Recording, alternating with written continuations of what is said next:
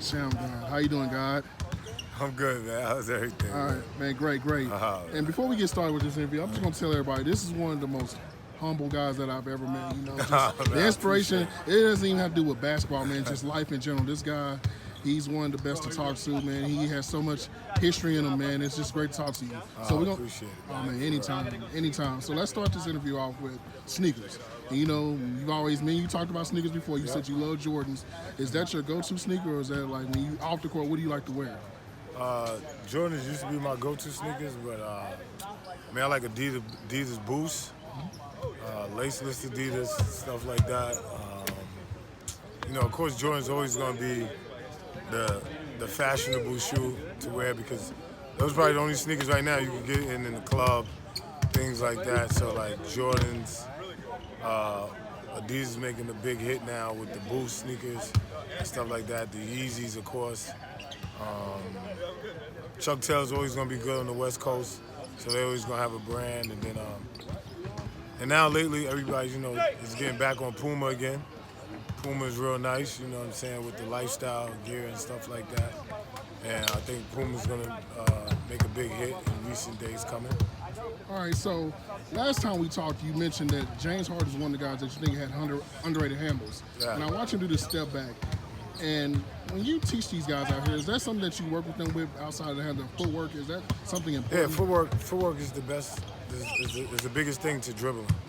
Like the hands and stuff like that, that's just to distract you. But the footwork, if you watch Steve Nash, if you watch people that just know angles, the footwork help you if you slow, fast, whatever, you still gotta have the footwork. You gotta have the footwork to have your handle and stuff. And then the biggest thing is the imagination. I could teach 10 people how to dribble. 2 of them would dribble better than all of them, and then 1 of them would dribble better than every last one of them. All right, so, when you get guys around the league, and I've noticed this just sitting from the sides, every single star player, and when it comes to Westbrook, I've seen Kyrie, they all see you and they just get marveled. Is that something that you look at and you're just amazed yourself that these guys, because we're a younger generation, do you just look at that and say, man, it's good that they pay their respect and everything, they know who you are as a player and everything and what you brought to the game? Man, I'm just humble, man. You know what I'm saying? You got a lot of humility when it comes to great players like Kyrie, James Harden, Westbrook, CP, just different guys that when I see, they show love. It's all love. Like I said, everybody around the league, they show me a lot of love, and I'm very appreciative. I give them a lot of love, a lot of respect, because I think they've taken the game, they're taking it to the next level. You got guys like Jimmy Butler, giving knowledge to my son, things like that, and I'm very appreciative when Chris Paul and all of them talk to my son and things like that, because I didn't have that growing up. So, I just like to, I'm just humbled by all the hard work I put in. It's still paying off now. All right, last question. So you're from the basketball mecca, of course, and there are so many guys. I mean, Kenny Anderson, you just name, I can go down a list of just guards in general from different boroughs, different things from that area. Could you name a guard there or just a player that maybe the public doesn't know about that you probably looked up to or you played against or a guy that you knew that was really good that may have not made the league or anything like that? When I was coming up, of course, to me, Kenny Anderson will always be the best point guard that ever came out of New York. But when I was coming up, I used to look up to a guy named Sherman Anderson, Ed Booger Smith. People know Booger Smith, but they don't know Sherman Anderson. Sherman Anderson is probably the best dribbler I've ever seen in my life, including me. He went to Xavier. He had messed his knee up, so he didn't get a chance to bring his talents to the whole world.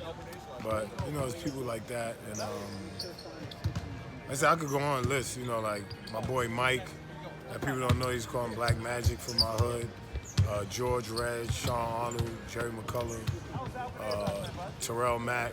These people that inspired me, because when I was young, I used to always be in the park. I didn't watch NBA until I got to high school and college and stuff like that. So, these are the people that shaped my basketball career. So I guess they did a good job because now I'm shaping the younger generation's career as far as dribbling and stuff like that.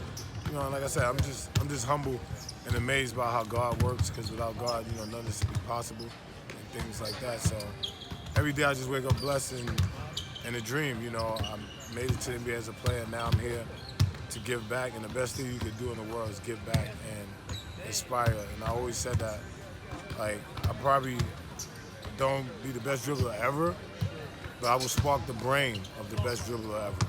You know, so I take it as being the best dribbler of my generation, but I would not be the best dribbler that ever lived. But I know I would spark the brain of the best dribbler that ever lived. All right, well, I appreciate you, Sham. You know, it's always good to talk to you, man. You're one of the, like I said, Oh, people man. today, man. It's a blessing for me, man. And we appreciate you, what you brought to the game of basketball, man. Nah, I appreciate you, Chris, all day, man.